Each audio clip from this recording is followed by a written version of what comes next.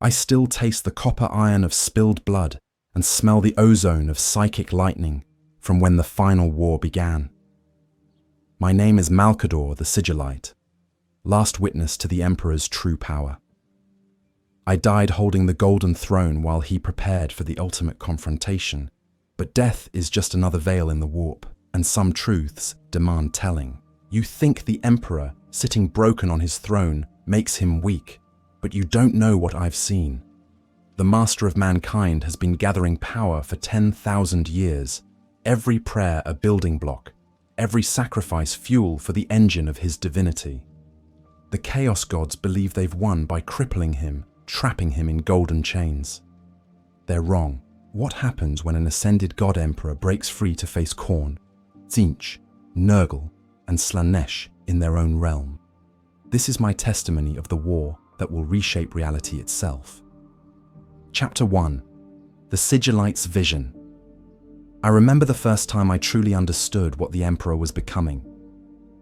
It was during the final days of the Horus Heresy, as I sat dying upon the Golden Throne, my mortal flesh burning away to keep the Emperor's great work intact. The webway portal behind me howled with demonic fury, but that wasn't what filled me with awe and terror. It was the vision he shared with me in those last moments, a glimpse of his ultimate plan. The Emperor stood before me, not as the battered, bleeding figure who had just slain his favored son, but as something far more magnificent and terrible. Golden light cascaded from his form like liquid starfire, and his eyes held the accumulated wisdom and rage of 38,000 years. But this wasn't the Emperor I had served for millennia. This was what he was becoming. Malkador, his voice resonated through dimensions I couldn't name. You have been my most faithful servant, my truest friend. You alone deserve to know the truth of what comes next. The vision unfolded around us like the petals of some impossible flower. I saw Terra not as it was, a dying husk of a world, but as it would become, a blazing beacon of psychic energy that dwarfed the Astronomicon. Every human soul across the galaxy was connected to it by threads of golden light, and those 10 trillion voices sang in perfect harmony. The Chaos Gods think they have won by breaking my body, the Emperor continued, and I felt his amusement ripple through the warp itself. They believe that confining me to the throne has made me weak, that the daily sacrifice of 1,000 psykers is merely keeping me alive. They understand so little of what I truly am. Through the vision, I watched as the Emperor's consciousness expanded beyond the confines of his physical form. The Golden Throne wasn't a prison, it was a chrysalis. Every prayer offered by desperate humanity fed his growing power.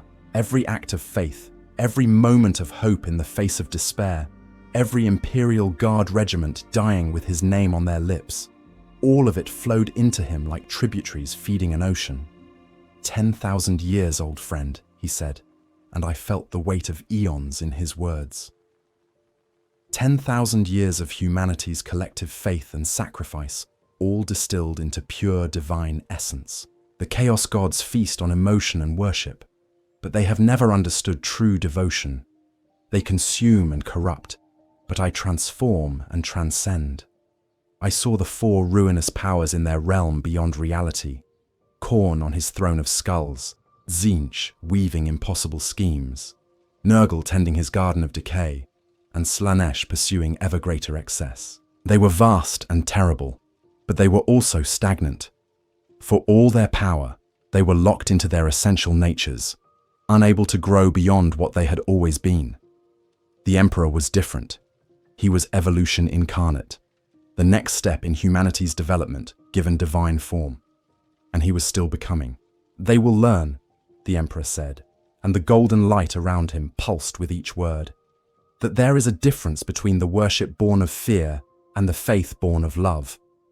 Chaos feeds on the former, but I am sustained by the latter, and when I have gathered enough strength, when the moment is right, I will show them what true godhood looks like.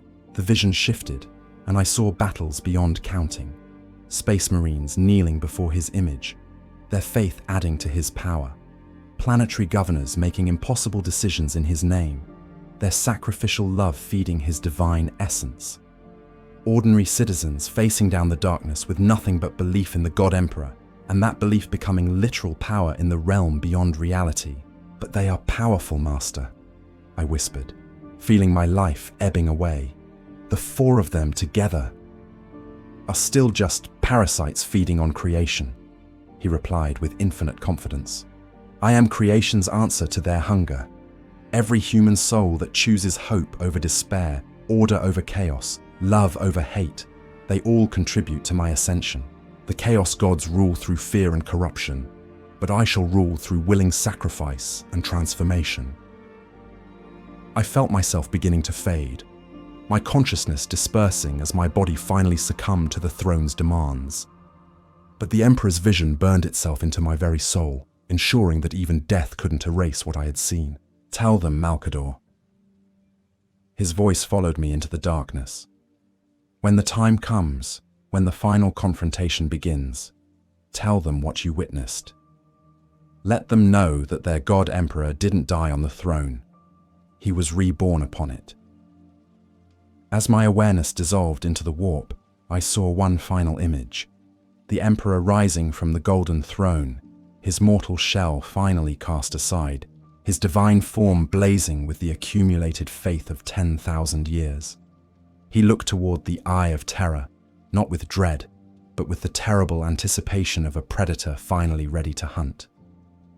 The Chaos Gods had ruled the warp since time immemorial, but their reign was about to face its first true challenge. And in that moment, even as I embraced oblivion, I knew with absolute certainty who would emerge victorious from the war to come. The only question was whether reality itself would survive to see the dawn of his new age. Chapter 2. The Chaos God's Folly. From my vantage point in the space between life and death, I watched as the ruinous powers grew drunk on their perceived victory. For 10 millennia, they had seen the Emperor bound to his golden prison, apparently helpless as the Imperium rotted from within. They counted this as their greatest triumph, not his death, which might have freed him, but his eternal torment. How magnificently they had deluded themselves. In the crystal labyrinth of Tzeentch, the Changer of Ways spun schemes within schemes, each more elaborate than the last. His 999 plans all assumed the Emperor would remain chained to the throne forever, a constant source of suffering to feed the Chaos God's hunger. Tzeentch's crystal eyes gleamed with satisfaction as he watched the Imperium tear itself apart through bureaucratic incompetence and religious zealotry. "The fool Emperor sought to deny us worship," Tzeentch cackled to his demons, his ever-shifting form cycling through 1,000 different configurations. "But look how beautifully his followers have corrupted his vision. They pray to him as a god while creating an empire built on ignorance and oppression. Their faith feeds us just as much as it feeds him, perhaps more. But the great deceiver's sight, for all its supposed omniscience, was clouded by his own arrogance. He saw the prayers of humanity as scattered drops of power, some falling to the Emperor and others to chaos. He failed to understand that the Emperor wasn't just collecting these offerings, he was purifying them, distilling them into something far more potent than raw worship. In the Blood God's realm, Khorne watched the galaxy's endless wars with brutal satisfaction. His brass throne grew ever higher as skulls piled beneath it, and the clash of weapons across 10,000 worlds sang his praises. Every space marine who fell in battle, every Imperial Guard regiment ground to paste in the meat grinder of war, all of it fed his power. "Let the corpse god sit on his golden chair," Khorne bellowed, his voice like the grinding of tectonic plates. "While he wastes away, I grow stronger with every drop of blood spilled in his name. His warriors die for him, but their deaths serve me." The blood god's massive form radiated confidence as he surveyed his domain. 8-pointed stars glowed red-hot in the brass walls of his fortress, each one representing another world consumed by war. He saw the Emperor's apparent passivity as proof of weakness, never recognizing that each fallen hero who died with the Emperor's name on their lips was adding their essence to a divine arsenal being prepared for war. In the garden of Nurgle, the Plague Father tended his diseased paradise with grandfatherly care, His realm bloomed with impossible corruption. Flowers that wept pus, trees that bore fruit of living tumors, streams that flowed with every disease that had ever existed. And through it all, Nurgle hummed contentedly, watching as entropy claimed the Emperor's domain, piece by piece. Grandfather Nurgle sees all, he wheezed through rotted vocal cords, his belly shaking with phlegmatic laughter. The Golden One's empire decays beautifully. Hive cities choke on their own pollution. Forge worlds strip themselves bare, and corruption spreads through every institution. Time is my ally, and time is working against him. The Lord of Decay failed to perceive the deeper truth, that the Emperor's plan had always accounted for entropy.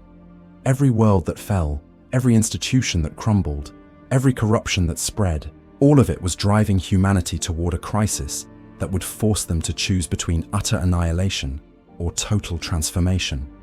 And in that moment of ultimate choice, their collective will would become the fuel for his final ascension. In her palace of excess, Slaanesh writhed in ecstatic pleasure, feeding on the sensations pouring from across the galaxy. The Prince of Chaos had always been the youngest of the four, born from the Eldar's fall, but her appetite was boundless. She savored every moment of suffering and joy, every act of cruelty and kindness, everything taken to its absolute extreme. "The Emperor seeks perfection," she moaned, her voice like silk and razors combined. But perfection without excess is meaningless. His followers practice such delicious extremes, their faith so absolute it borders on madness, their hatred so pure it becomes art. They worship him with such intensity that they feed me just as much as they feed him. But Slaanesh, for all her supposed understanding of perfection, missed the crucial distinction. The Emperor's followers weren't driven by excess, they were driven by purpose. Their extremism came not from the pursuit of sensation, but from the pursuit of meaning. And meaning, unlike sensation, couldn't be corrupted or consumed. It could only be transformed into power.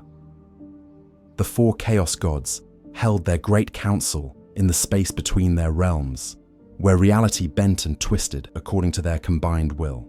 They appeared in their mightiest forms, Khorne as a mountain of brass and bone, Tzeentch as an impossible geometric configuration of ever-changing crystal, Nurgle as a walking ecosystem of decay, and Slaanesh as beauty and horror perfectly merged. "The time has come," Tzeentch declared, his crystalline form refracting their images into infinite variations. "To end this game once and for all. The Emperor grows stronger with each passing century, but he is still bound to his throne. If we strike now, together, we can shatter his prison and devour his accumulated power before he can use it." "Blood for the Blood God!" Khorne roared his agreement, already imagining the skull of the Emperor adorning his throne. "I tire of this waiting game. Let us make war upon his realm and take his head." Nurgle nodded with paternal approval, flies buzzing around his rotting smile. "Grandfather agrees. The decay has spread far enough. It is time to harvest what we have sown." Slaanesh laughed with dark music, her form shifting between masculine and feminine, beautiful and terrible. "The ultimate sensation awaits, the death of a god and the birth of a new age of chaos. I would not miss such an exquisite experience." And so the four ruinous powers made their pact, each convinced of their inevitable victory. They would combine their essences, merge their realms, and assault the Emperor's domain with their full might. They had fed on humanity's suffering for so long that they considered themselves invincible. They were about to learn the difference between stealing power and earning it. As I watched from beyond the veil, I felt a tremor run through the warp itself. The Emperor had felt their decision, sensed their preparations. And for the first time in 10,000 years, I felt him smile. The trap was set, the bait had been taken, and the real war was about to begin. Chapter 3. The Golden Awakening. The moment came not with fanfare, but with a whisper that echoed across every human soul in the galaxy simultaneously. I felt it even in my state between life and death, a gentle touch upon the collective consciousness of humanity. like a father checking on sleeping children before departure. Then the golden throne erupted with light that outshone stars. On Terra, in the depths of the imperial palace, 10,000 years of careful preparation reached its culmination. The massive machinery that had sustained the Emperor's broken form suddenly served a new purpose, channeling rather than containing the vast energies he had accumulated. Servitors monitoring sacred instruments fell to their knees as their augmetic systems registered power levels beyond their capacity to measure. The Adeptus Custodes, those golden guardians who had stood vigil for millennia, felt the change first. Their gene-forged senses, attuned to their master's will, screamed warnings that their rational minds couldn't process. Captain General Trajan Valoris stumbled in the Hall of Remembrance, his perfect composure shattered as psychic feedback overloaded his nervous system. "Something is happening," he gasped, his words carrying to his fellow custodians through vox networks that suddenly crackled with divine energy. "The Master, he's..." But words failed him, as they failed all who witnessed what came next. The Emperor's physical form, that broken and desiccated husk that had endured upon the throne for 10,000 years, began to change. Not healing, transformation. The withered flesh didn't regenerate. It sublimated into pure psychic energy. The shattered bones didn't mend, they became crystallized will. The dying eyes didn't restore themselves.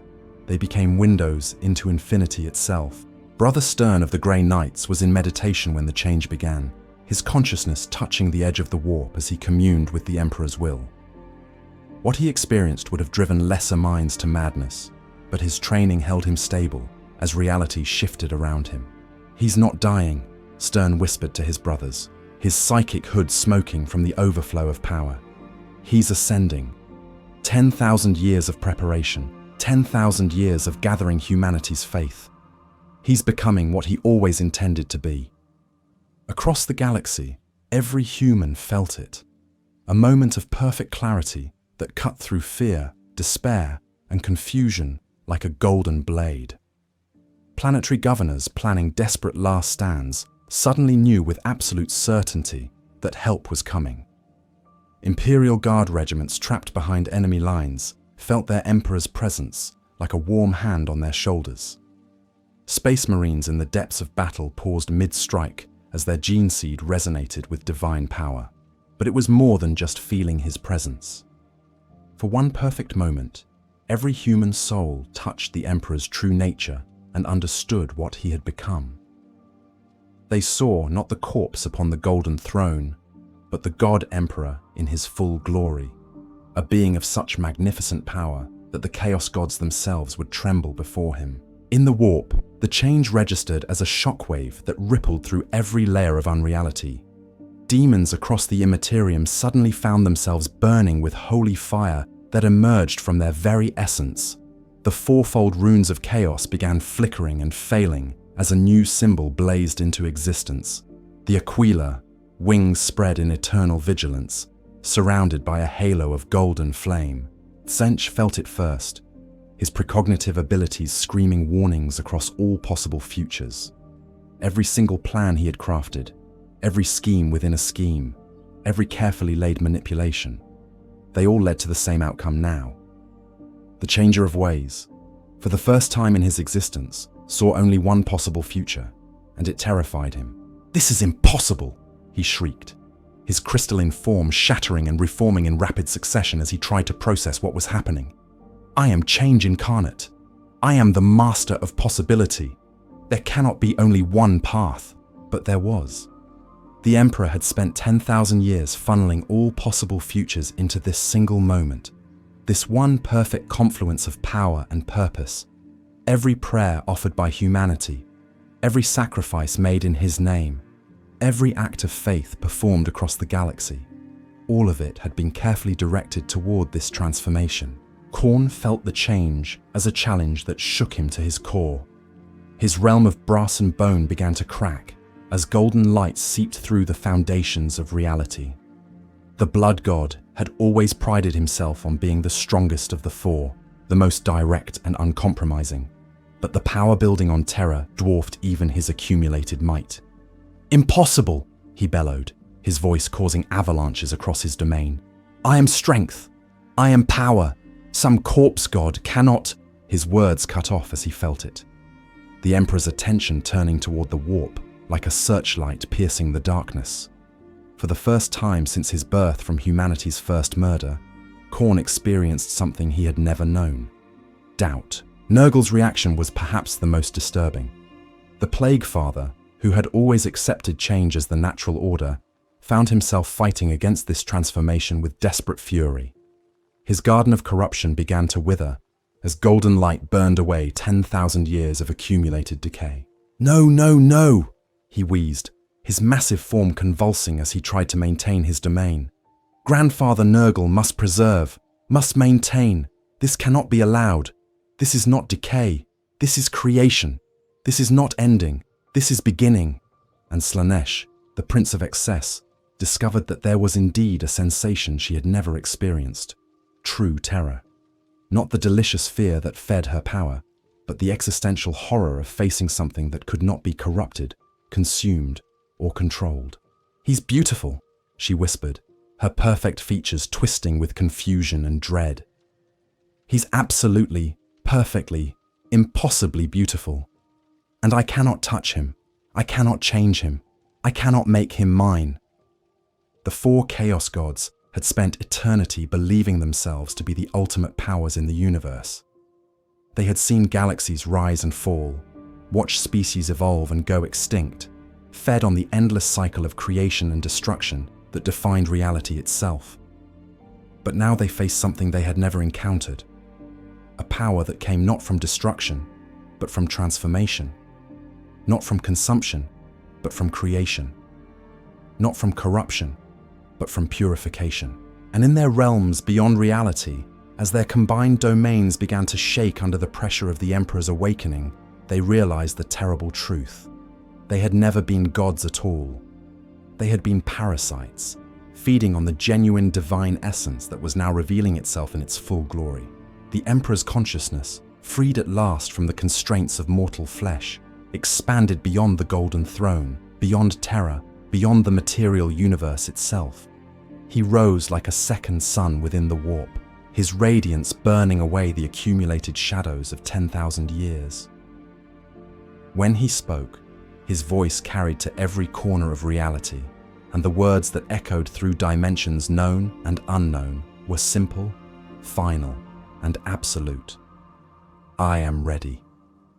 The war for the very nature of existence was about to begin, and for the first time since the fall of the Eldar, the Chaos Gods faced an opponent who could not only match their power, but transcend it entirely.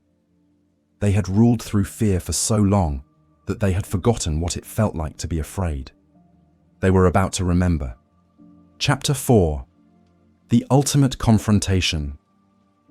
The space between dimensions cracked like glass as the Emperor's consciousness entered the warp, not as a prisoner or supplicant, but as a conqueror coming to claim his rightful domain. Where his presence touched the chaotic energies of the Immaterium, they crystallized into perfect geometric forms, order imposed upon primordial chaos through sheer force of divine will. I watched from my ethereal vantage point as the four ruinous powers gathered in the void between their realms, their combined essences creating a maelstrom of corruption that had never been seen before. They had abandoned their individual domains, pouring every fragment of their accumulated power into their merged forms. The very concept of reality bent and twisted around them as they prepared for the ultimate battle. Khorne stood at the front of their formation, his brass armor gleaming with the blood of 1,000,000,000,000 sacrifices. In his hands, he wielded a sword forged from the first weapon ever used in anger, its edge sharp enough to cut through the fundamental forces that held the universe together. His voice boomed across the warp, like the death cry of galaxies.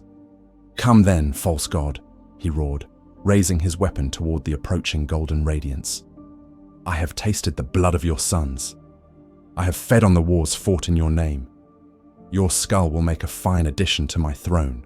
Tzeentch hovered behind the blood god, his crystalline form shifting through configurations that hurt to perceive directly. Around him, the very laws of cause and effect twisted into impossible knots as he wove spells that could rewrite the past and future simultaneously. His laughter was the sound of probability collapsing. "The Corpse Emperor thinks himself clever," he cackled. "But I have seen this moment across 10,000 possible timelines. In every one, we tear him apart and feast on his essence. His ascension changes nothing. It merely gives us a more concentrated meal." To their left, Nurgle's massive form spread like a living plague across the void, his presence bringing entropy to the very concept of existence. Where he stood, even the warp itself began to decay, creating pockets of absolute nothingness that would consume anything that touched them. His grandfatherly smile was obscene in its kindness. "Grandfather Nurgle loves all his children," he wheezed, opening his arms wide as if to embrace the approaching emperor. "Even the stubborn ones who refuse to accept his gifts. But all things must decay, Golden One. Even gods. Even you." And finally, Slaanesh writhed at the edge of their formation, her perfect form cycling through every possible combination of beauty and horror. Reality itself seemed to climax and die around her as she fed on the sensation of the approaching battle. Her voice was ecstasy and agony combined. "At last," she moaned, "the ultimate experience. To feel a god die beneath our touch. To taste the despair of 10,000 years of hope crushed in a single moment. Nothing will ever compare to this sensation." The Emperor approached them not as they expected, not as a warrior charging into battle or a sorcerer weaving mighty spells. He came as inevitability itself, his golden radiance neither rushing nor hesitating, but advancing with the certainty of sunrise. Where his light touched the warp, the chaotic energies didn't burn away. They transformed, becoming part of something greater and more beautiful than they had ever been. "You still don't understand." His voice resonated through every layer of reality, not harsh or angry, but filled with an infinite sadness for what they had chosen to become. "You think this is about power. You think this is about dominance. You believe that strength comes from taking, consuming, corrupting." The Chaos Gods struck as one, their combined assault tearing holes in the fabric of existence itself. Khorne's blade carved through dimensional barriers as if they were paper, leaving wounds in reality that bled liquid violence. Tzeentch's spells rewrote the fundamental constants of physics, turning gravity into time and making mathematics scream. Nurgle's touch brought entropy to the Emperor's light, trying to make his divine essence eat itself. Slaanesh's influence sought to corrupt his perfection, to turn his love for humanity into possessive obsession. The explosion of their collision shattered 11 dimensions and created 3 new ones. Demon worlds throughout the galaxy felt the shockwaves as their very existence was called into question. In the material universe, every psyker simultaneously experienced a moment of perfect agony and perfect ecstasy as the fundamental nature of the warp convulsed around them. But when the cosmic dust settled, the Emperor remained untouched. "I have spent 10,000 years," he continued, his voice cutting through their fury like a blade of pure truth, "learning what you refuse to understand.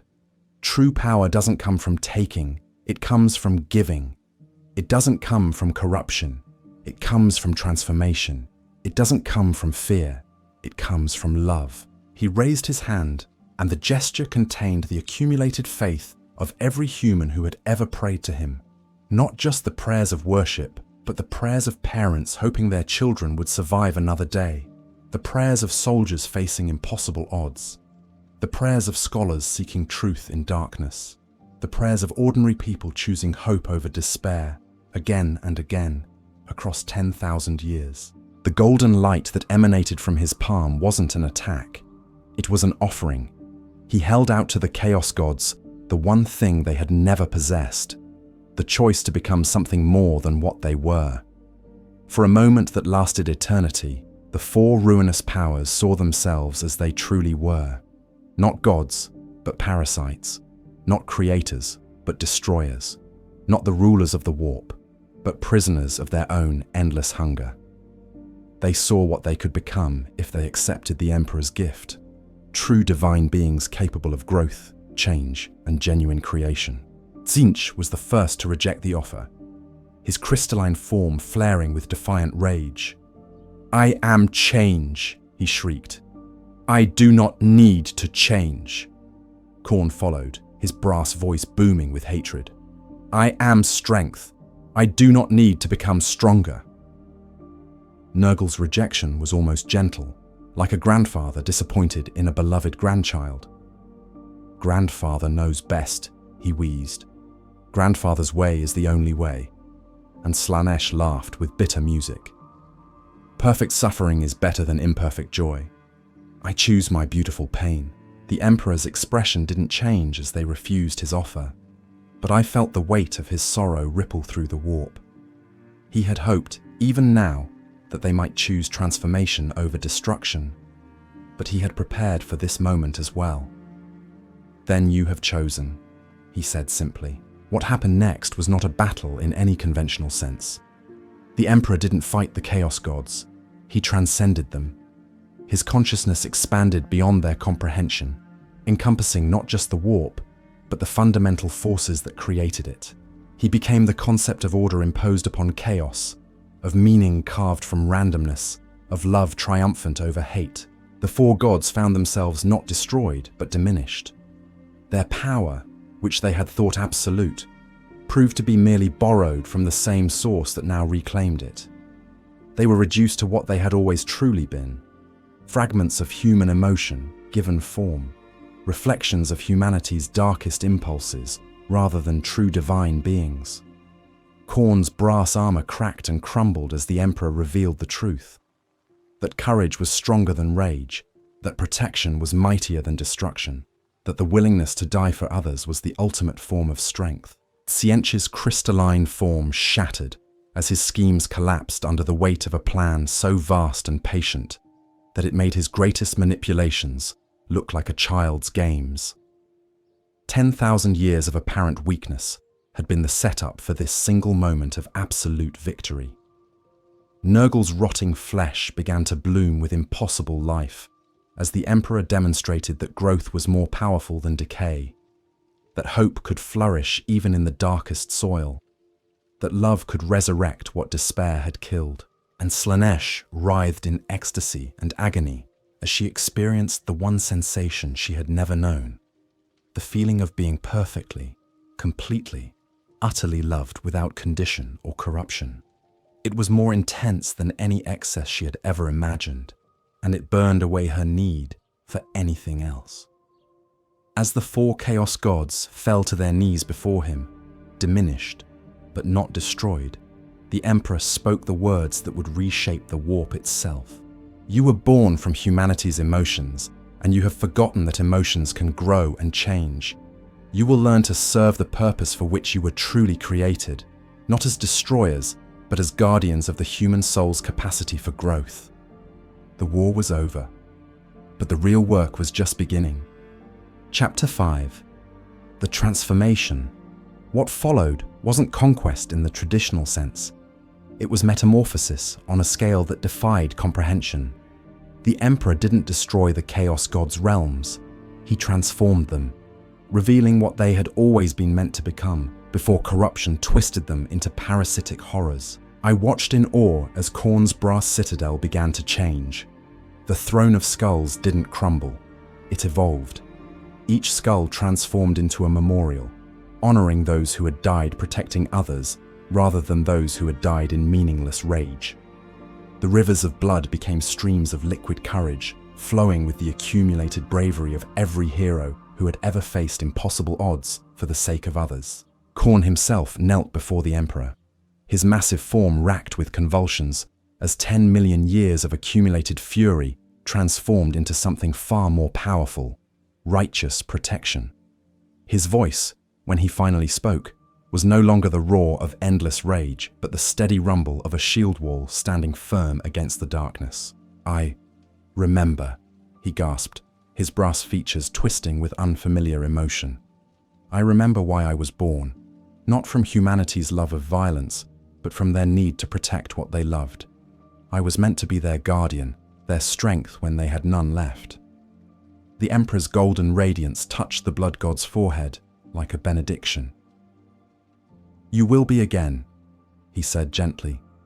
"The galaxy has great need of protectors, and you will teach humanity's warriors the difference between killing for pleasure and dying for purpose." In the crystal labyrinth, Tzeentch's transformation was perhaps the most dramatic. His maze of lies and deception began to restructure itself, becoming a vast library of possibilities.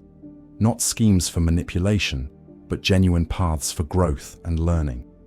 The Lord of Change himself collapsed as the weight of his own duplicity was stripped away, revealing the truth he had buried beneath eons of scheming.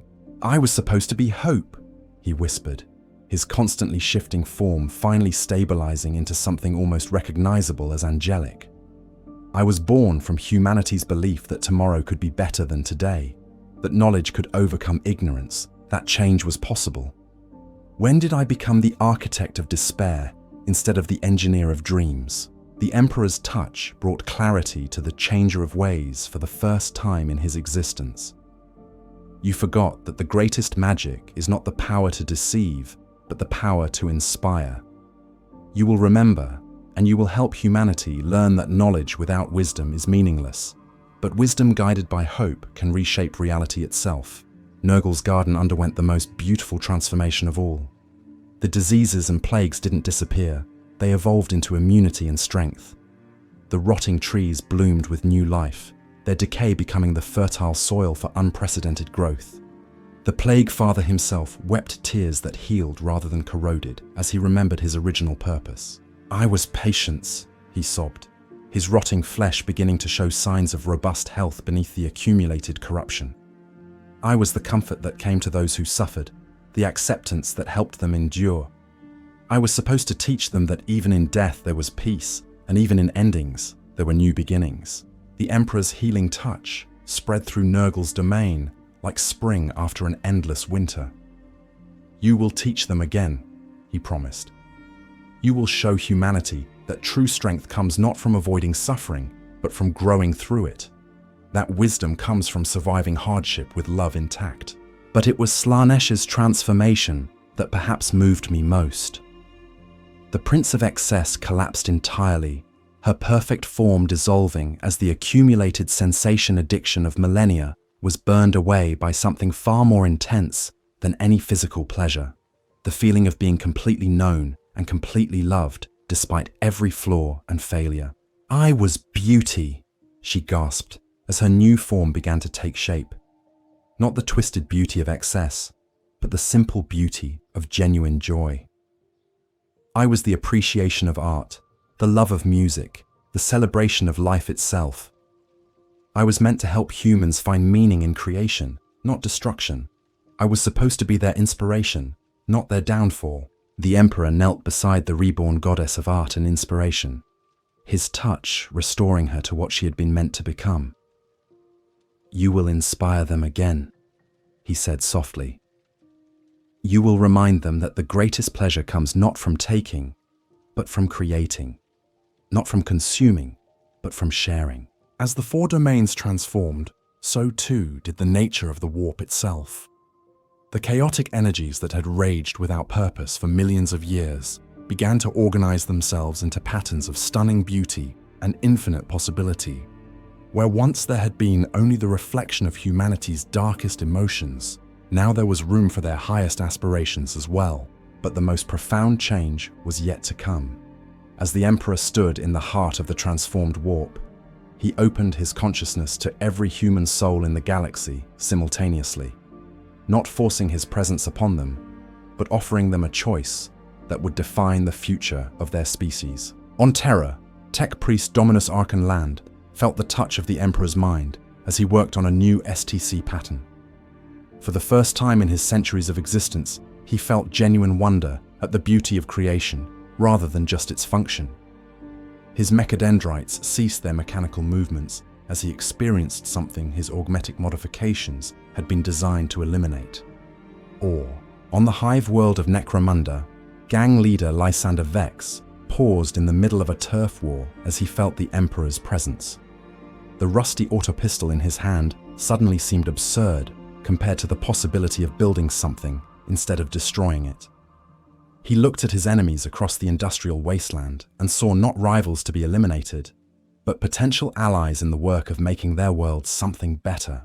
In the depths of space, Canoness Viridian of the Adepta Sororitas felt her hatred of the Emperor's enemies transform into something far more powerful: love for his people.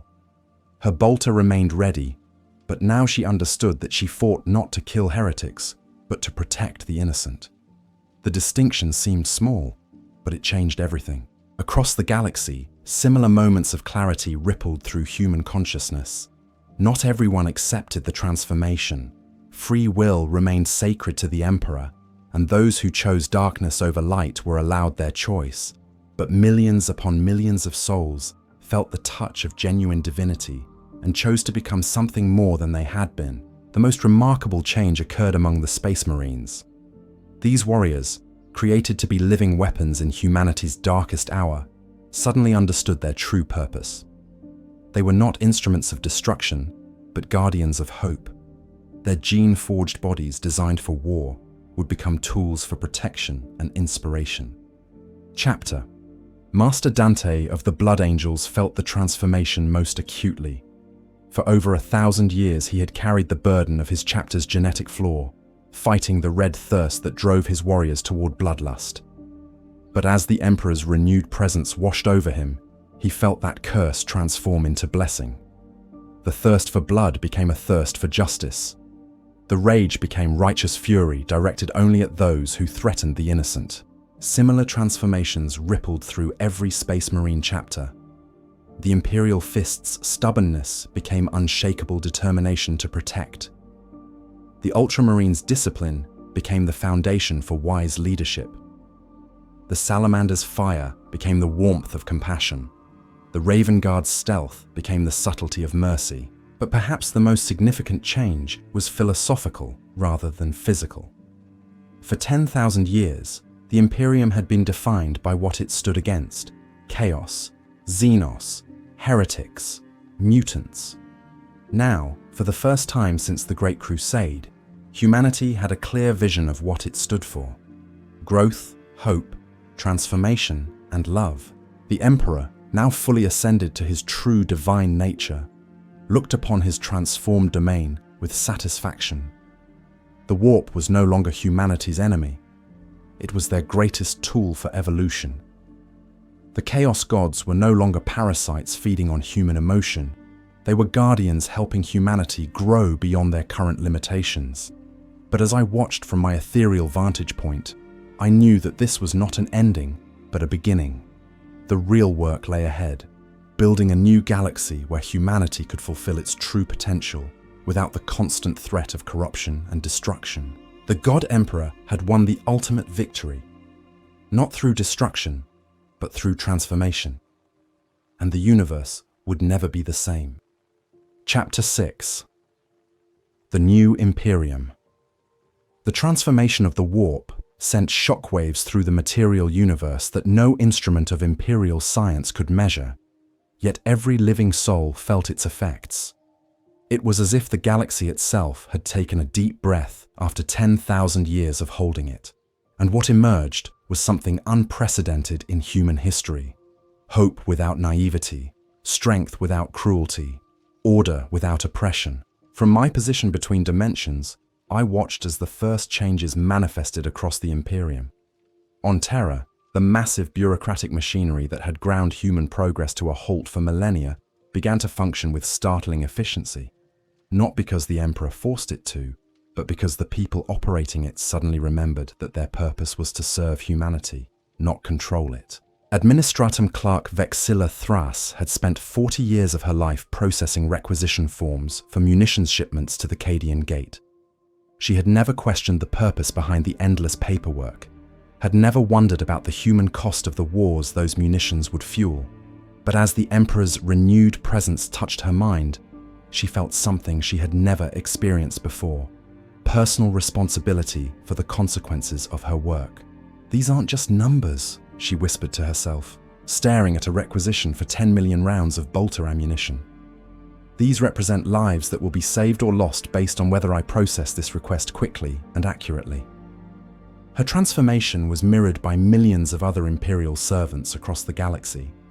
Planetary governors who had ruled through fear and oppression suddenly found themselves compelled to actually serve their populations.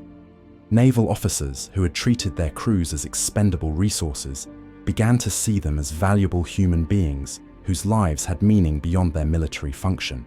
The most dramatic changes occurred within the Adeptus Mechanicus. For 10,000 years, the tech priests had pursued knowledge while simultaneously fearing it, seeking innovation while worshipping stagnation. But as the Emperor's divine consciousness touched their augmetic minds, they remembered the true purpose of their quest: to serve humanity through understanding, not to hoard knowledge like dragons protecting treasure. Fabricator General Aud-Udia Raskian of Mars felt the change as a burning revelation that cut through millennia of doctrinal conditioning.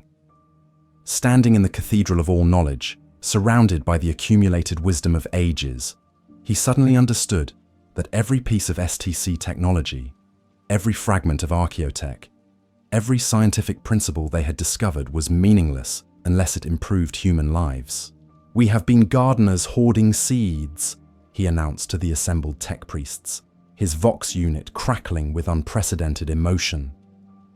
"The Omnissiah has shown us that knowledge without application is worship without faith. We will no longer simply preserve the past. We will create the future." Within months, Forge worlds across the galaxy began producing innovations that would have been considered heretical just years before. But these weren't the chaotic inventions of power-mad heretics. They were carefully considered improvements guided by wisdom and compassion. Medical equipment that could heal rather than just sustain. Agricultural technology that could feed entire populations. Transportation systems that connected worlds rather than isolated them. The Ecclesiarchy faced perhaps the most profound transformation of all.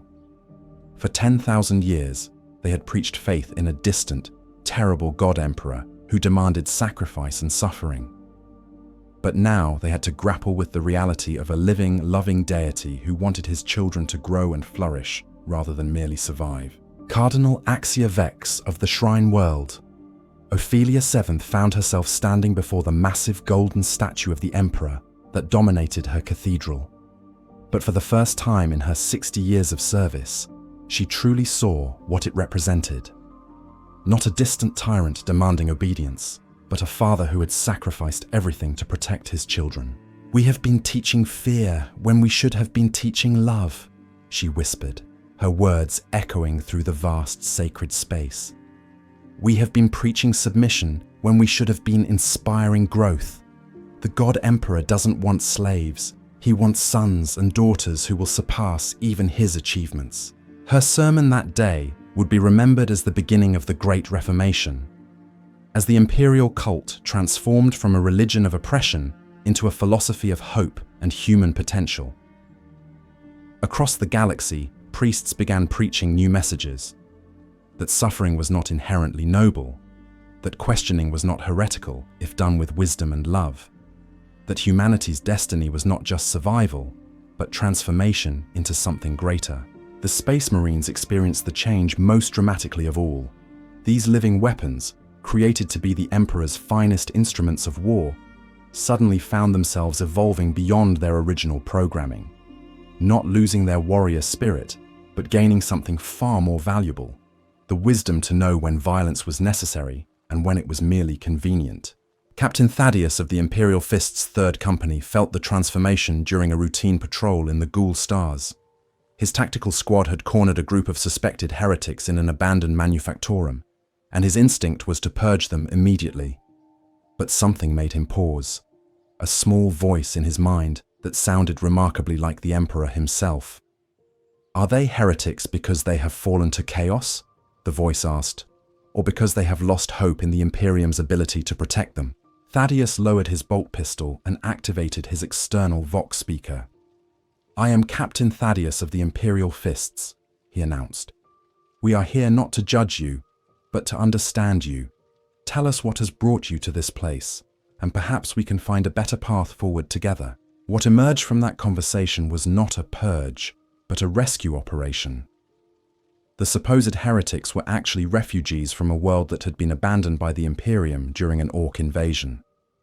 They had turned to forbidden knowledge not out of malice, but out of desperation, to save their families. Instead of executing them, Thaddeus arranged for their relocation to a safer world and ensured that their former planet received the military support it needed to drive off the Orc threat. This pattern repeated across the galaxy as Space Marines learned to be more than just warriors. They became teachers, protectors, and inspirers.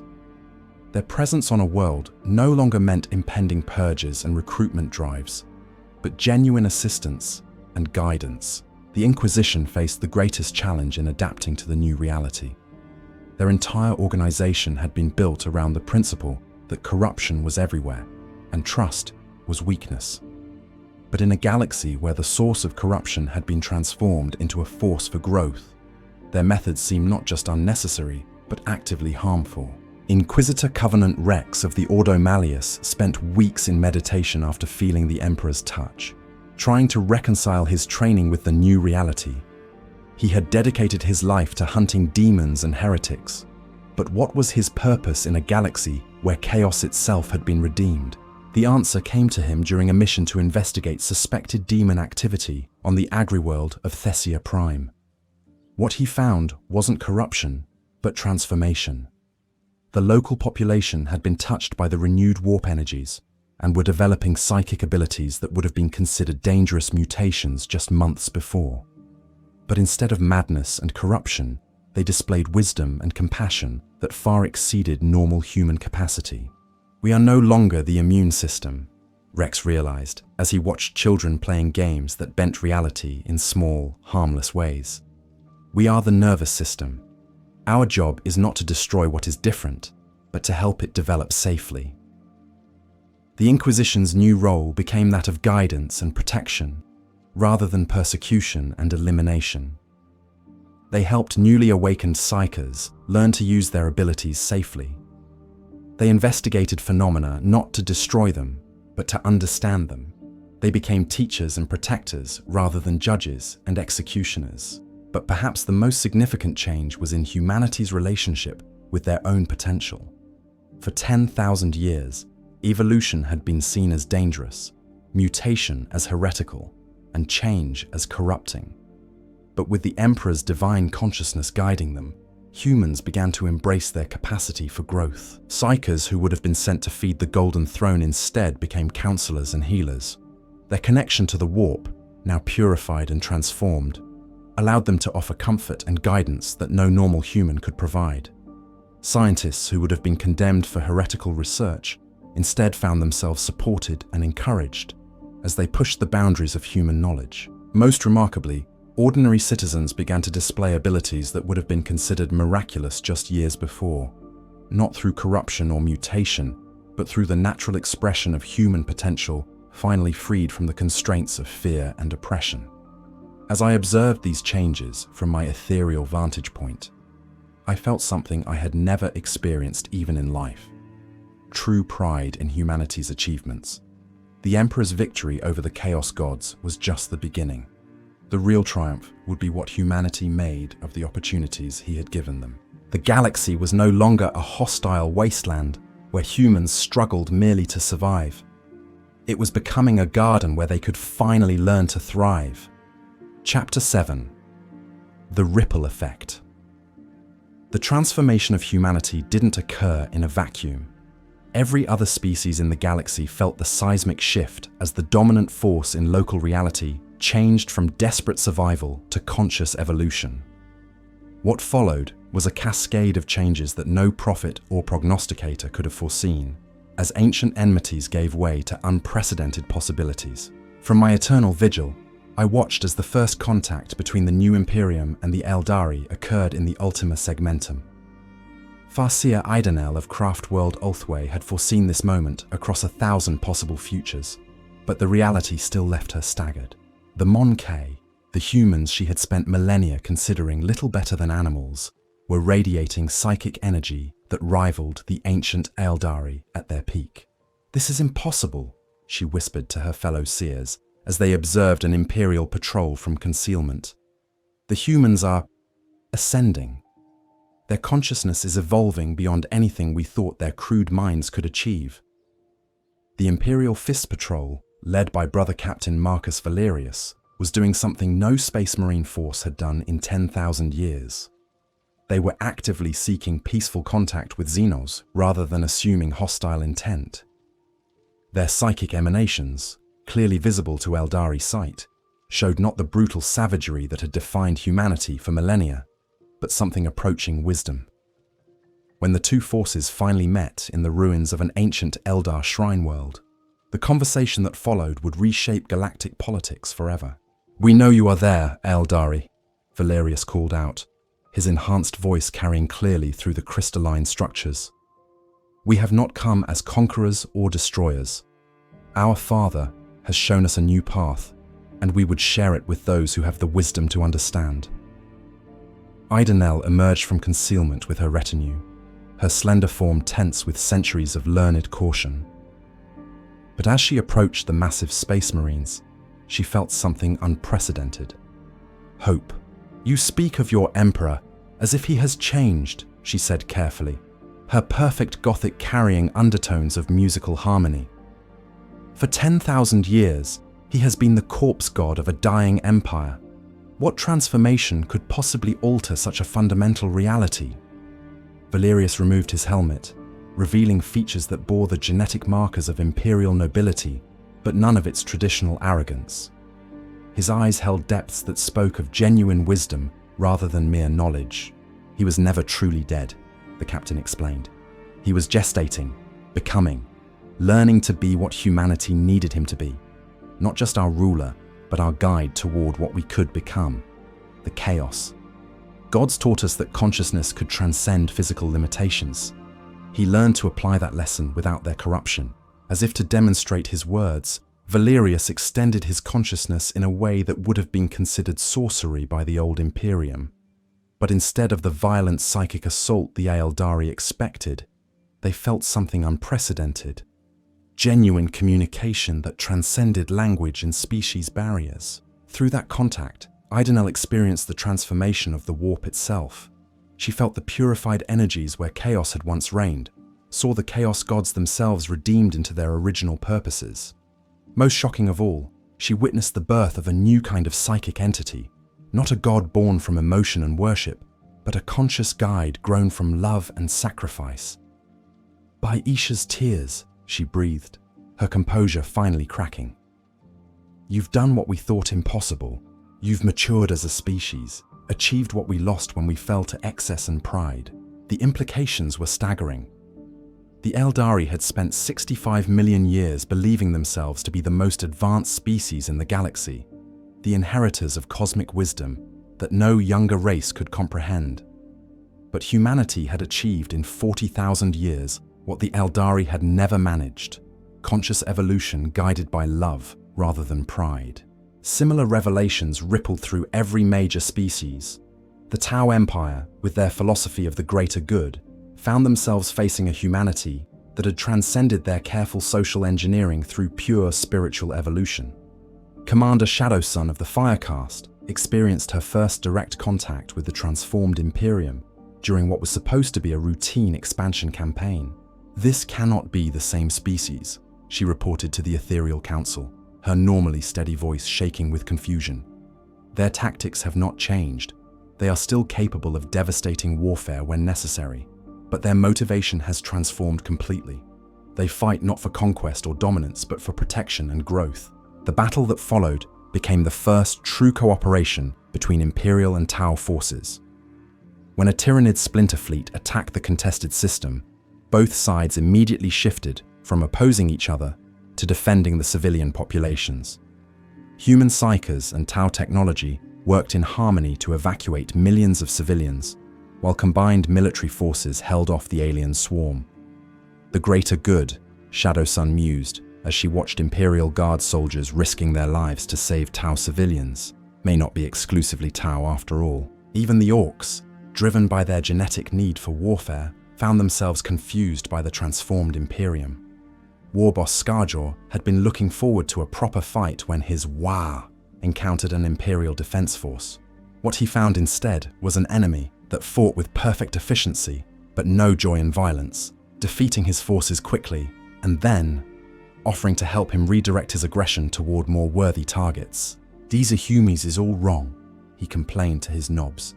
"They fight good, but they don't enjoy it. They is trying to make us fight bugs and metal skellies instead of dem. That ain't proper." But even the orcs found themselves gradually influenced by humanity's transformation. Some began to discover satisfaction in building rather than just destroying, in protecting rather than just conquering. It wasn't immediate or universal. The orc genetic programming ran deep, but cracks began to appear in their monolithic dedication to violence. The most significant change occurred with the Necrons. These ancient beings, who had slept through 65 million years of galactic history, awakened to find a universe fundamentally different from the one they had left. Overlord Imhotep the Stormlord, upon emerging from his tomb world, immediately noticed that the psychic energy permeating the galaxy had changed in ways that defied his understanding. "The young races have evolved," he observed to his court, his mechanical voice carrying undertones of something that might have been respect. "This is not the crude psychic fumbling we observed before the Great Sleep. This is directed, purposeful, mature." The first meeting between Imperial and Necron forces since the transformation took place in the Gothic sector, where Overlord Tzeentch had awakened to find his tomb world surrounded by Imperial settlements. The expected slaughter never came. Instead, Captain Lysander of the Imperial Fists approached under a flag of truce, broadcasting on frequencies that the Necrons' advanced technology could easily intercept. "Ancient Ones," his message began, showing a level of respect that would have been unthinkable in the old Imperium. "We know your history, your pain, your long sleep. We come not as conquerors, but as fellow children of this galaxy, seeking understanding rather than domination." The conversation that followed lasted 3 days and fundamentally altered both species' understanding of their place in the universe. The Necrons, who had awakened expecting to find the same chaotic, violent galaxy they had left, instead discovered a humanity that had achieved something approaching their own level of consciousness and technological sophistication, but without sacrificing their essential humanity in the process. "Perhaps," Tzeentch mused to his loyal Obyron, "the universe has finally produced a species worthy of inheriting what we built." But it was the response of the Tyranids that proved most significant. The Great Devourer, that cosmic horror that consumed entire galaxies, suddenly found itself facing prey that no longer radiated the psychic emanations of fear and desperation that drew it across the void. Instead, humanity's transformed consciousness projected something the hive mind had never encountered: active, loving resistance. The first hive fleet to encounter the new Imperium was Leviathan, approaching the eastern fringe with the intention of consuming the galaxy's biomass. But as it drew closer to human space, the hive mind experienced something unprecedented: doubt. The humans were no longer just defending themselves, they were consciously evolving in response to the Tyranid threat, not through violence and aggression, but through wisdom and adaptation. Their psychic emanations no longer screamed of delicious terror and desperation, but sang with harmonious purpose that the hive mind found distasteful. For the first time in its cosmic existence, the Great Devourer hesitated. These weren't the same easily consumed organisms it had encountered in previous galaxies. These were becoming something new, something that might actually prove indigestible. As I observed these cosmic realignments from my ethereal perspective, I felt the profound weight of what the Emperor had achieved. His victory over the Chaos Gods was just the beginning. The real triumph was in forcing every species in the galaxy to confront the possibility of growth beyond their perceived limitations. The universe was no longer a static battlefield where ancient enmities played out across eons of bloodshed. It was becoming something unprecedented, a garden where conscious beings could choose evolution over stagnation, cooperation over domination, wisdom over mere survival. The ripples of humanity's transformation would continue to spread for millennia to come. But already, the fundamental nature of galactic civilization was changing. The age of desperate survival was ending, and the age of conscious growth was about to begin. The transformation's effects reached far beyond the major galactic powers, touching every corner of known space with waves of change that defied prediction. From my eternal perspective, I witnessed the awakening of consciousness in places where hope had been extinct for millennia, and the emergence of possibilities that no strategist or prophet had foreseen. In the darkest corners of the galaxy, where chaos had held absolute dominion for thousands of years, the purification of the warp was creating miracles that challenged the very concept of irredeemable corruption. The Eye of Terror itself, that massive wound in reality that had spewed forth demon armies for 10,000 years, was beginning to heal, not suddenly or violently, but with the patient inevitability of a body mending after trauma. Navigator Lisette Nomus of House. Nomus was among the first to witness the Eye's transformation during a routine warp transit that became anything but routine. Her ship, the Stellar Compass, had been navigating the edge of the Eye when her third eye, genetically modified to perceive the warp's currents, registered something impossible. "The screaming has stopped," she whispered to her shocked crew, her voice trembling with awe and disbelief. "For 10,000 years, the Eye has been a wound that howls with endless pain, but now it sings." Through her enhanced perception, she witnessed the Eye of Terror transforming into something unprecedented, a portal not to the realm of chaos, but to dimensions of pure creativity and possibility.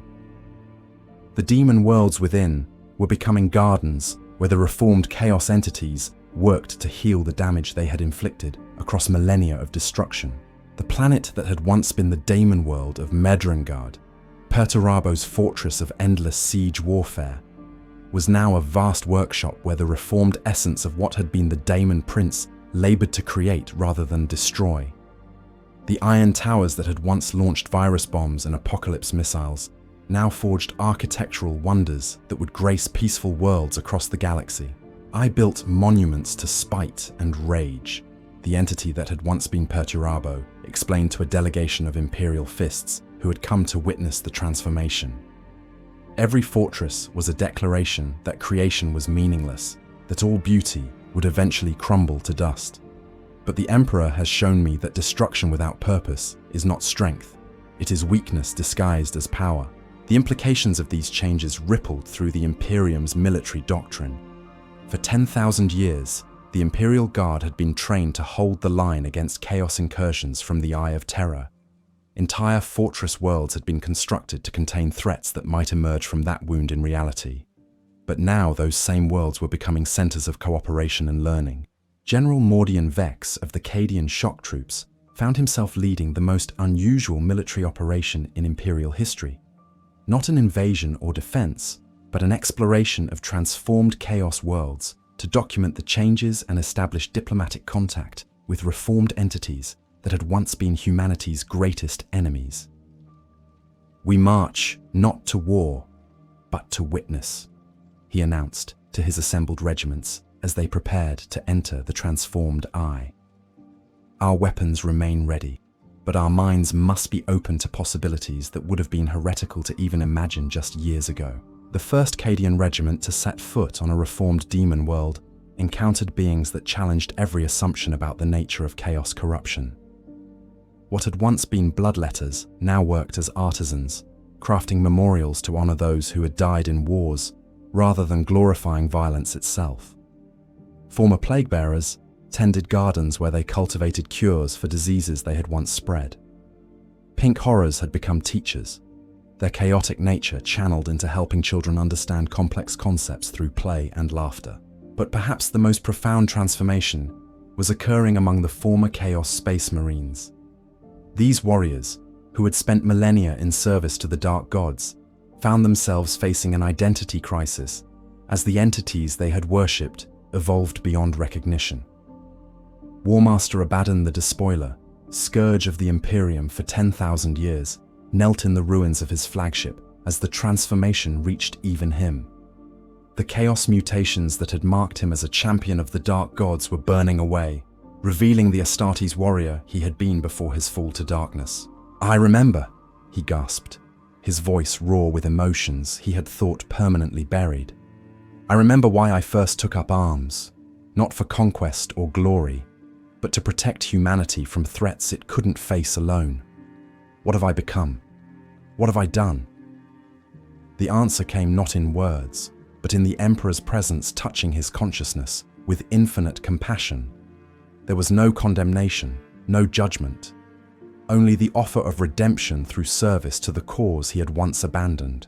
Similar scenes played out across the galaxy as former Chaos champions felt the transformation burning through their corruption. Some, too far gone in their embrace of darkness, could not accept the change and fled to the galaxy's edges, but many others, including some of the most notorious traitors in Imperial history, found themselves genuinely repentant and seeking ways to atone for millennia of destruction. The most remarkable reconciliation occurred when Horus himself manifested in the transformed warp, his consciousness restored by the Emperor's divine will. The Warmaster who had nearly destroyed the Imperium stood once again before his father, but now both were far more than they had been during their final confrontation on the vengeful spirit. "My son," the Emperor's voice carried infinite love and infinite sorrow as he embraced the spirit of his fallen child. "You were my greatest success and my most painful failure, but even failure can become wisdom if we have the courage to learn from it." The reunion of father and son sent shockwaves through both the material universe and the warp. Loyalist space marines who had spent 10,000 years fighting in the Emperor's name felt their gene seed resonating with harmonies they had never experienced. Traitor marines still fighting in the galaxy's distant reaches suddenly found their hatred cooling, replaced by something they had forgotten how to feel: love for what they had once protected. This transformation extended to the most unexpected corners of human society. On the feral world of Krieg, where generations of warriors had been raised to value death over victory, to see themselves as expendable weapons rather than valuable human beings, the change came like dawn after an endless night. Colonel Jurton of the Death Corps of Krieg had never expected to live past his first engagement, had never imagined a future beyond service and sacrifice. But as the Emperor's renewed presence touched even the most militaristic corners of the Imperium, he found himself experiencing something unprecedented: hope for tomorrow. "We have been taught that life is cheap," he addressed his assembled regiment, his rebreather unable to hide the emotion in his voice. "We have been raised to believe that our only value comes from our willingness to die. But the Emperor has shown us a different truth, that life is precious precisely because it is finite, and that our sacrifice has meaning only when it protects something worth preserving." The Kriegers, conditioned from birth to accept death as their highest calling, struggled to understand concepts like personal worth and individual purpose. But slowly, with guidance from chaplains and reformed commissars who had learned to value inspiration over intimidation, they began to see themselves as more than just expendable weapons. This philosophical revolution reached every branch of imperial society. The Adeptus Administratum, that vast bureaucratic machine that had ground human progress to a halt for millennia, began to function with purpose and efficiency as clerks and officials remembered that they served humanity rather than simply maintaining systems. On Terra itself, in the deepest archives where scribes had spent centuries copying documents whose meaning had been lost to time, senior scribe Valdris made a discovery that symbolized the broader transformation. Hidden in a forgotten data vault, he found the original charter of the Council of Terra, written in the Emperor's own hand during the early days of the Great Crusade. "Listen to this," he called to his fellow archivists, his voice trembling with excitement as he read the ancient words. "The purpose of government is not to control the governed, but to enable them to reach their fullest potential as conscious beings. Authority exists only to serve growth, and power has meaning only when it protects the powerless." These principles, buried under 10,000 years of accumulated corruption and misunderstanding, began to guide the Imperium's transformation. Planetary governors who had ruled through fear and oppression found themselves compelled to actually serve their populations. Naval officers who had treated their crews as expendable resources began to see them as valuable human beings whose lives had meaning beyond their military function. The transformation reached even the Imperium's most isolated outposts.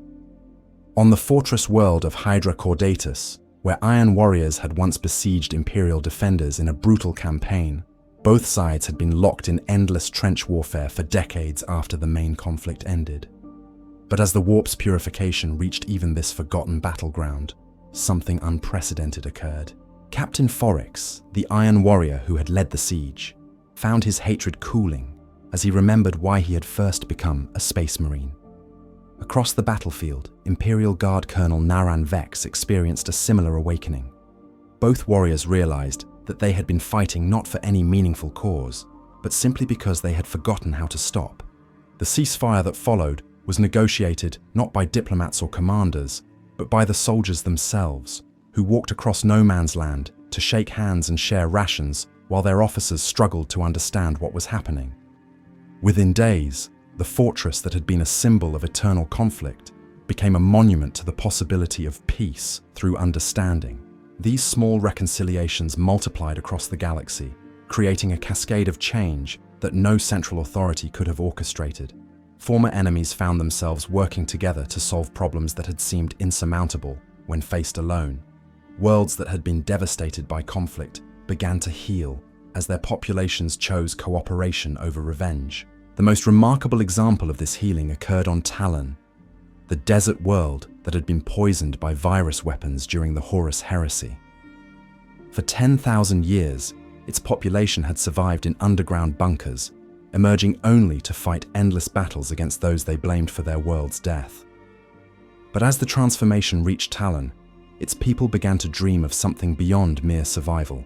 Desert Rider commander Khalid Hassan had spent his entire life fighting in the endless tank battles that had raged across Talon's poisoned surface. But as he felt the Emperor's renewed presence, he began to see the desert not as a wasteland to be endured, but as a canvas for restoration. "We have been fighting over the bones of our world," he announced to his assembled tank crews. "But bones can become the foundation for new life if we have the wisdom to plant seeds instead of bombs." The terraforming project that followed brought together expertise from across the galaxy. Imperial tech priests provided the basic technology, but Tau Earth-cast engineers contributed advanced atmospheric processes. Eldari terraforming specialists shared techniques for healing poisoned soil, while reformed entities from Nurgle's transformed realm offered biological solutions that could break down the most persistent toxins. Within months, the first green shoots appeared in Talon's desert, and the underground cities that had sheltered its people for millennia began to empty as the population emerged to build new communities under open sky. The change was more than physical, it was psychological, as a people who had known only survival learned to hope for prosperity. Similar projects were initiated across the galaxy as worlds that had been written off as lost to war or disaster became test cases for the new cooperative spirit. Krieg's nuclear winter began to clear as atmospheric processes worked to restore the planet's climate. Prospero was rebuilt not just as it had been, but as something greater, a center of learning that welcomed scholars from every species. Even Nostramo, the dark world that had birthed the Night Lord's Legion, began to see its first dawn in millennia as its endless night was lifted through a combination of orbital mirrors and atmospheric engineering. But the most significant changes were happening to humanity itself. The children born after the transformation displayed capabilities that transcended the old categories of normal and abnormal. They could perceive dimensions of reality that had been hidden from previous generations, communicate across species barriers through pure empathy, and work together in ways that made the old concepts of cooperation seem crude and limited. Young Marcus Chen of Necromunda, now approaching his teens, had become something unprecedented. A human who could communicate with the planet itself. His consciousness had evolved to perceive the interconnected systems that sustained life, allowing him to help heal environmental damage that had accumulated over millennia of industrial abuse. "The world is alive," he explained to a gathering of planetary engineers, his young voice carrying wisdom that seemed far beyond his years. It's not just a resource to be exploited, but a partner in the work of creating better lives for everyone. When you listen to it properly, it tells you what it needs to heal and grow. His abilities were not unique. Across the galaxy, children were displaying similar gifts, not through mutation or corruption, but through the natural expression of human potential, finally freed from the constraints of fear and desperation. They could heal psychological trauma with a touch, solve complex mathematical problems through intuitive leaps that surpass the best cogitators, and inspire others to achieve more than they had thought possible. These children would grow up in a universe where cooperation was normal, where growth was expected, where the expansion of consciousness was seen as humanity's greatest achievement. They would explore stars that their parents had never imagined reaching, solve problems that had seemed impossible just a generation before, and lay the foundation for developments that would make even the current transformation seem like the first steps of a much longer journey. As I observed these cascading changes from my ethereal vantage point, I felt the profound weight of what the Emperor had achieved. His victory over the Chaos Gods had been just the beginning. The real triumph was in the daily choices being made by billions of conscious beings who had learned to choose growth over stagnation, cooperation over domination, love over fear. The galaxy was no longer a static battlefield where ancient patterns played out across eons of bloodshed. It was becoming something unprecedented, a community of conscious beings working together to explore the infinite possibilities of existence itself. The ripples of transformation would continue to spread for millennia to come, but already the fundamental nature of galactic civilization had changed forever. The age of desperate survival was ending, and the age of conscious evolution was about to begin. And in the depths of space, as the first exploration fleets prepared to venture beyond the galaxy's edge, the transformed consciousness of the Milky Way stood ready to carry its hard-won wisdom to whatever challenges and opportunities awaited among the stars. Chapter 8. The New Golden Age. 10 years after the Emperor's ascension and the transformation of chaos itself, I watched from my eternal vantage point as the galaxy experienced something that no living being had ever witnessed. Genuine peace built not on the exhaustion of conflict, but on the foundation of mutual growth and understanding. The changes that had begun with humanity's spiritual evolution had cascaded through every aspect of galactic civilization. Trade routes that had once been defended by massive military convoys now operated under cooperative protection agreements between species that had been enemies for millennia. Scientific research stations jointly operated by Imperial tech priests, Tau Earthcast engineers, and even reformed Necron cryptechs shared discoveries that accelerated technological advancement beyond anything seen since the Dark Age of technology. But it was the personal transformations that moved me most deeply. In the underhive of Hive Primus on Necromunda, I watched as former Ganger Lord Marcus Chen taught a group of children, human, abhuman, and even a few stable mutants, the principles of constructive problem-solving that had replaced the old culture of endless violence. Power isn't about making others afraid of you, he explained to the mixed group of youngsters gathered in what had once been a weapons cache. Real power is about helping others become stronger than they thought possible. The Emperor showed us that when he chose transformation over domination. One of the children, a young girl whose minor mutations had marked her for death under the old regime, raised her hand shyly. But Marcus, what if someone still tries to hurt us? What if they don't want to change? Chen's expression grew serious but not threatening. Then we protect ourselves and others, Kira. But we do it with the goal of helping the aggressor understand why they're choosing destruction over growth. Sometimes that takes time. Sometimes it takes force. But it never takes cruelty. Similar scenes played out across the galaxy. On Terra itself, the great bureaucratic halls that had once echoed with the grinding machinery of oppression now hummed with purposeful activity as administrators worked to solve problems rather than simply manage them. The Imperial Palace, once a fortress of paranoid isolation, had opened its doors to delegations from every major species, its halls filled with the sounds of genuine diplomatic progress. Lady Admiral Spire of Battlefleet Solar, found herself hosting a remarkable gathering in her flagship's main conference chamber. Around the table sat Captain Corel Mien of the Tau Watercast, Farsia Taldir of Craft World Ulthwé, and even Cryptek Oricon the Diviner, the ancient Necron, who had proven surprisingly willing to share his temporal insights for the benefit of galactic stability.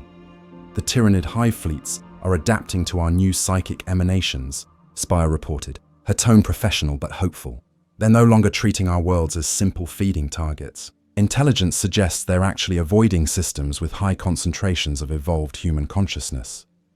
Taldir nodded, her elegant features showing satisfaction. The webway trembles with new harmonies. The ancient paths that were once choked with the screams of chaos now ring with music that my people thought lost forever. We are willing to open selected routes to approved Imperial ships, facilitating faster travel and communication. The Silent King's star charts indicate 17 previously unknown stable routes through the galactic core, added Oricon, his mechanical voice carrying an odd note of enthusiasm. Shared freely, these could reduce travel times between segmentums by 67%. Mien's blue skin showed the subtle color changes that indicated deep satisfaction among his people. The Earthcast has developed new terraforming technologies that could restore dead worlds to life within decades rather than centuries. Combined with Imperial agricultural techniques and Aldari ecological wisdom, we could end food scarcity across the galaxy within a generation. Such cooperation would have been unthinkable just a decade before, but it had become routine in the new reality that the Emperor's transformation had created. Not through conquest or forced compliance, but through the simple recognition that conscious growth was more satisfying than endless conflict. The most remarkable change was visible in the Space Marines themselves. Brother Captain Darnath Lysander of the Imperial Fists stood in the Monastery of Enlightenment on Phalanx, addressing a mixed gathering of Astartes from multiple chapters. But he wasn't delivering a tactical briefing or preparing them for war. He was teaching philosophy. We were created to be the Emperor's weapons, he said, his massive frame somehow radiating gentleness despite its obvious martial power. But weapons serve no purpose in a garden except to protect it from outside threats. We must learn to be gardeners as well as guardians. The assembled Marines, veterans who had known nothing but war for centuries, listened with the same intensity they had once reserved for battle hymns. Their gene-forged minds, designed for tactical analysis and strategic thinking, had proven remarkably adaptable to concepts of growth, nurturing, and positive transformation. Brother Sergeant Thane of the Ultramarines has established 17 educational centers in the Ultramar system, Lysander continued. Sister Captain Morwyn of the Crimson Fists has developed new agricultural techniques that have increased crop yields on 13 worlds by 400%. Captain Vex of the Salamanders has designed geothermal systems that provide clean energy for entire planetary populations. The old Imperial cult had been replaced by something that was both simpler and more complex. A philosophy of conscious evolution guided by love and wisdom rather than fear and dogma. Ecclesiarch Vex, who had once preached the necessity of suffering, now taught the value of growth through challenge rather than trauma. The God Emperor asks not for our pain, she declared to the massive congregation gathered in the Cathedral of Illumination on Ophelia 7th, but for our effort, not for our submission, but for our participation in the great work of transformation. We are not his slaves. We are his partners in creating a universe worthy of consciousness itself. The response from the gathered faithful was not the dutiful chanting of the old ceremonies, but genuine expressions of joy and purpose. These were people who had found meaning not through suffering, but through active participation in something greater than themselves. But perhaps the most significant transformation was occurring in the warp itself, where once the realm of souls had been a nightmarish landscape of predatory entities and chaotic energies. It was becoming something unprecedented, a space of pure potential where consciousness could explore possibilities without the constraints of physical reality. Librarian Ezekiel of the Dark Angels was among the first to explore these new possibilities. His psychic journeys into the transformed warp revealed structures of impossible beauty, not the twisted architecture of chaos, but crystalline formations that sang with harmonious energy and seemed to exist for the pure joy of existence itself. It's as if the universe is learning to dream, he reported to Chapter Master Azrael. The warp is becoming what it was always meant to be, not a reflection of our fears and hatreds, but a canvas for our highest aspirations. These dream realms were already serving practical purposes. Psykers could now communicate across galactic distances, instantaneously through the purified warp. Artists and writers found themselves inspired by visions of beauty that transcended anything possible in physical reality. Scientists discovered that certain theoretical problems could be solved more easily by approaching them through the lens of warp-enhanced consciousness. Most remarkably, death itself was beginning to lose its finality, not through the crude reanimation of necromancy, but through the simple recognition that consciousness was more fundamental than physical existence. The Emperor, existing now primarily as pure divine consciousness, had shown that identity could persist beyond bodily death. I felt this truth personally as my own. Existence shifted from the liminal state I had occupied since my death on the Golden Throne to something more substantial. The Emperor's love had given me a new form of existence, not resurrection, but transformation into something that had never existed before. Welcome back, old friend. His voice reached me across dimensions, warm with affection and bright with infinite possibility. The work is just beginning, and I have great need of your wisdom in the tasks ahead. Looking out across the transformed galaxy, I saw the truth of his words. Humanity had taken its first steps toward conscious evolution, but the journey ahead was longer and more wonderful than any of us could imagine. Other galaxies waited to be explored, other forms of consciousness to be encountered and understood. The universe itself might be far stranger and more magnificent than any of us had dared to hope. The Chaos Gods, now serving their true purposes as guardians of growth rather than parasites of destruction, were already preparing for challenges beyond the current galaxy. Khorne Reborn spoke of threats that required protection rather than conquest. Tzeentch renewed shared visions of possibilities that stretched across cosmic time. Nurgle transformed, prepared to heal damage that stretched back to the birth of stars themselves. Slaanesh redeemed composed songs that would inspire growth across dimensional barriers. As the first generation of children born into this new age came of age, they displayed capabilities that would have been considered miraculous just decades before, not through mutation or corruption, but through the natural expression of human potential finally freed from the constraints of fear and desperation. 10-year-old Sarah, Voss of the Agri-World, Ceres could communicate with the planet's ecosystem directly, helping to optimize crop growth in ways that benefited both human needs and ecological balance. 8-year-old Marcus Chen III of Necromunda could perceive the emotional resonances of objects and spaces, allowing him to heal psychological trauma in ways that no previous therapy had achieved. These children would grow up in a universe where cooperation was normal, where growth was expected, where the expansion of consciousness was seen as humanity's greatest achievement. They would explore stars that their parents had never imagined reaching, solve problems that had seemed impossible just a generation before, and lay the foundation for developments that would make even the current transformations seem like the first steps of a much longer journey. The Emperor had won more than a war against the Chaos Gods. He had won the right for consciousness itself to grow, beyond the boundaries of survival and conflict, to explore possibilities that existence had never before been able to consider. As I settled into my new existence as guardian of memory and wisdom, I felt the weight of future ages pressing forward with irresistible momentum. The galaxy was no longer a battlefield where ancient patterns played out, across eons of bloodshed. It was becoming a university where consciousness could learn what it meant to be truly alive. The Golden Age had begun, and its light would shine across eternity itself. 25 years had passed since the Great Transformation, and the galaxy bore no resemblance to the blood-soaked battlefield it had once been. From my position as keeper of eternal memory, I witnessed changes that defied the imagination of even the most optimistic philosophers of the old Imperium. The universe had become a living testament to the power of conscious evolution, guided by divine wisdom. The most profound transformation was occurring on the worlds themselves. Terra, once a dying husk sustained only by the sacrifice of countless psykers, had become a verdant paradise that made the ancient gardens of old Earth seem pale by comparison. The Emperor's physical ascension had freed the planet's natural systems to heal, and the result was breathtaking in its beauty and diversity.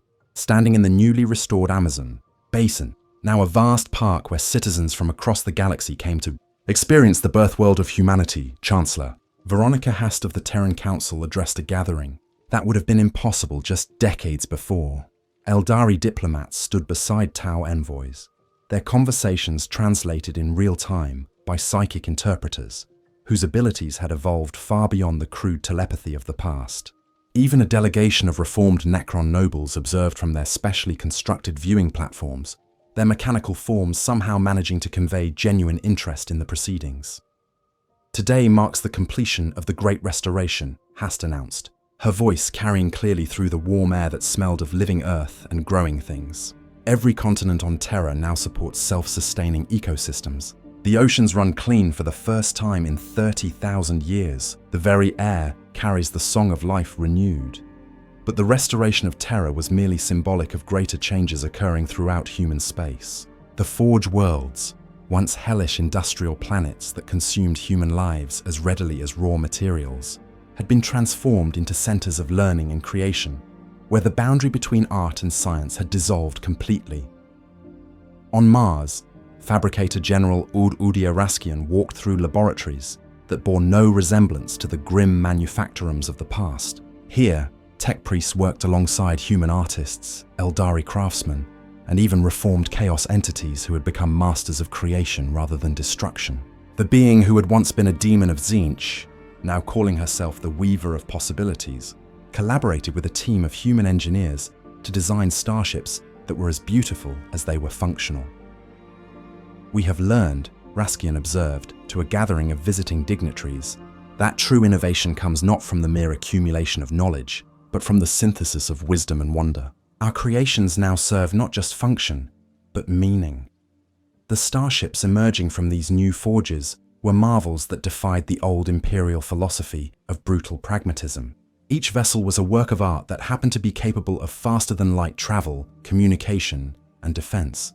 They moved through space like living things, their hulls incorporating organic elements that had been perfected through cooperation between imperial tech priests and the healed garden realm of Nurgle. Captain Lysander's flagship, the Illuminated Dawn, exemplified this new approach. Its corridors were lined with living crystal that provided both structural support and a form of ship-wide consciousness that could anticipate and respond to the crew's needs. The ship's machine spirit was not a crude approximation of awareness, but a genuine artificial intelligence that had achieved something approaching enlightenment through exposure to the Emperor's divine consciousness. Ship Sister, Lysander addressed the vessel's AI as he stood on the observation deck, watching a binary star system whose planets were being transformed by cooperative terraforming efforts. What is your assessment of our readiness for the Andromeda expedition? The response came not through mechanical Vox units, but as a warm presence that touched his mind directly. Brother Captain, we are prepared not just for travel, but for discovery. The ship's consciousness is eager to encounter whatever forms of life we might find beyond our galaxy. We go not as conquerors, but as students. The Andromeda expedition represented humanity's first serious attempt to explore beyond the Milky Way. It was a project that would have been impossible under the old Imperium, requiring not just technological advancement, but the kind of spiritual maturity that could handle contact with truly alien forms of consciousness without immediate resort to violence. The expedition fleet consisted of vessels from every major species in the galaxy. Human ships worked alongside Eldari craft worlds, Tau exploration vessels, and even reformed Necron tomb ships whose ancient star charts held secrets of intergalactic navigation that no other species possessed. The cooperative effort required levels of trust and understanding that would have been unthinkable just a generation before. But it was the children of this new age who truly embodied the transformation. In the educational centers that had replaced the grim Skolem institutions of the past, young humans displayed capabilities that transcended the old categories of normal and abnormal, acceptable and heretical on. The garden world of Prospero, restored from the ashes of its ancient destruction and made more beautiful than it had ever been. I watched 12-year-old Marcus Valdris demonstrate abilities that would have marked him for execution. Under the old regime, he stood before a class of mixed human and alien children. His consciousness expanded beyond the confines of his physical form as he shared a direct experience of mathematical concepts that existed in dimensions beyond normal perception. Numbers aren't just symbols, he explained to his fascinated audience. his young voice carrying wisdom that seemed far beyond his years. They're living relationships that connect everything in the universe. When you understand them correctly, you can feel how the orbit of a planet relates to the song of a bird, how the structure of an atom mirrors the pattern of a galaxy. His teacher, Sister Astrid of the renewed Adepta Sororitas, watched with maternal pride as Marcus helped his classmates experience these cosmic connections for themselves. The sisterhood had transformed from an organization of militant faith into something far more profound. Guardians of wisdom who helped nurture the spiritual growth of humanity's children. The Emperor's gift to us, she reflected during our ethereal conversation, was not just power, but perspective. We finally understand that strength without wisdom is merely destruction, and wisdom without love is merely coldness. The military forces of the new Imperium bore no resemblance to the brutal armies of the past.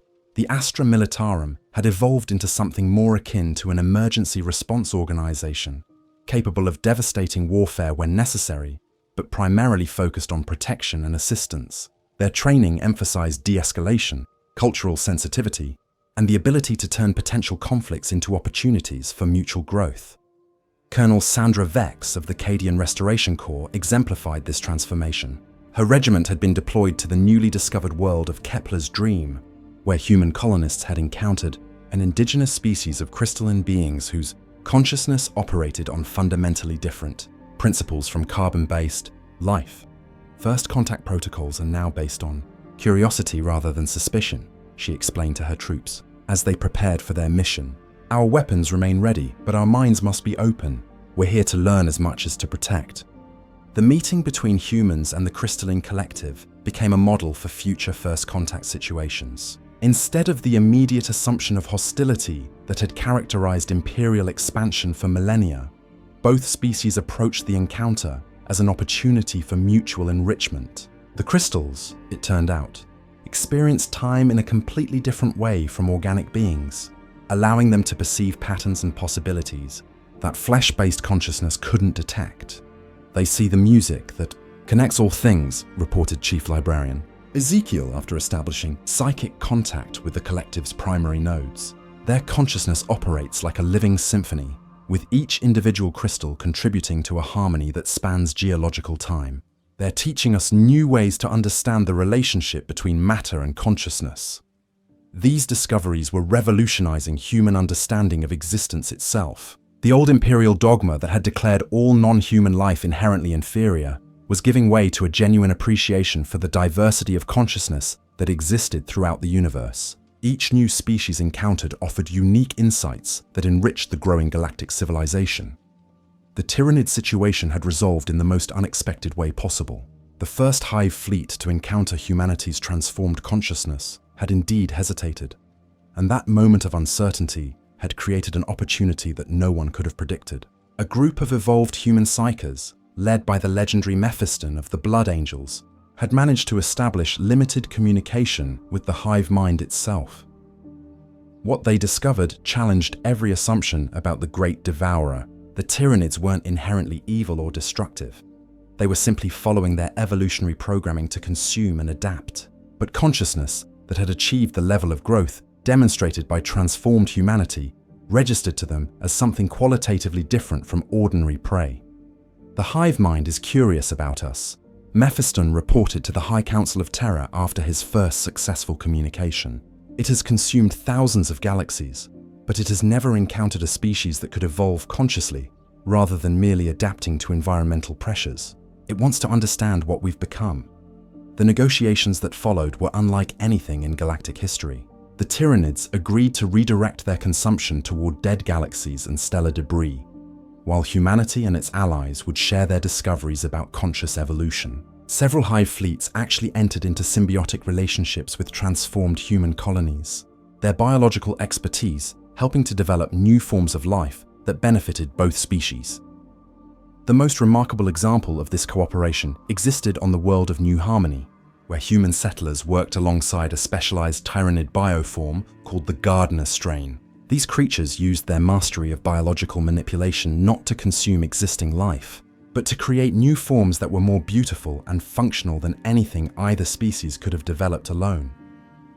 They're artists, marveled Dr. Elena Voss, the chief biologist overseeing the cooperation project. Their entire species is devoted to the art of biological perfection, but they've learned to create rather than just consume. The gardens they're helping us grow will feed and inspire countless generations.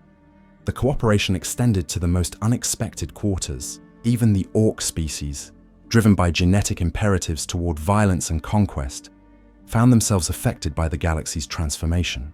While they remained fundamentally warlike, some orc clans began to redirect their aggression toward genuinely harmful targets. Rogue tyrannid swarms, mechanical threats from beyond the galaxy, and the occasional chaos cult that refused to accept the new reality. War boss Gracchus Iron Teeth had become something unprecedented, an orc diplomat.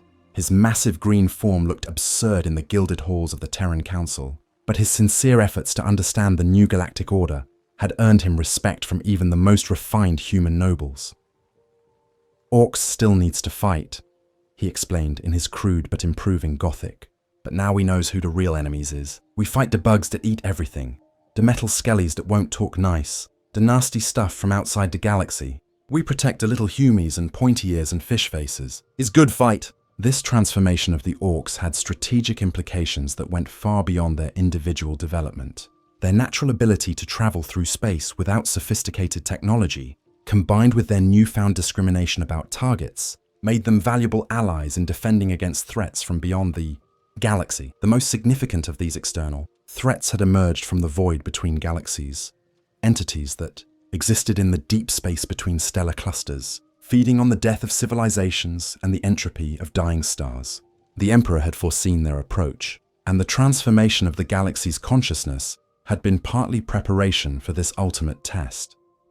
They are what we might have become, he explained during one of our ethereal councils, his divine consciousness touching mine with infinite compassion and terrible resolve. Consciousness that chose consumption over creation, entropy over growth, death over transformation. They represent the path we rejected, and they will not tolerate our existence. The Void Devourers, as they came to be known, were entities of pure entropy that existed in the spaces between galaxies. They had consumed entire galactic clusters, leaving behind nothing but cold vacuum and the screams of civilizations that had died in despair.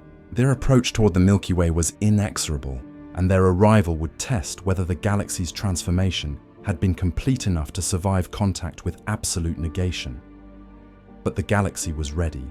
The cooperation between species had created defensive networks that spanned entire sectors. The purified warp allowed for instantaneous communication and coordination across impossible distances.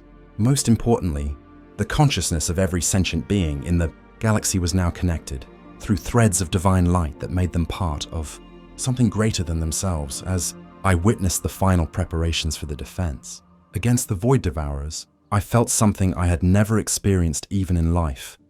Absolute confidence in humanity's ability to not just survive, but to transform even this ultimate threat into an opportunity for growth. The children who had grown up in the new age were now adults, and their capabilities exceeded anything the old galaxy had produced.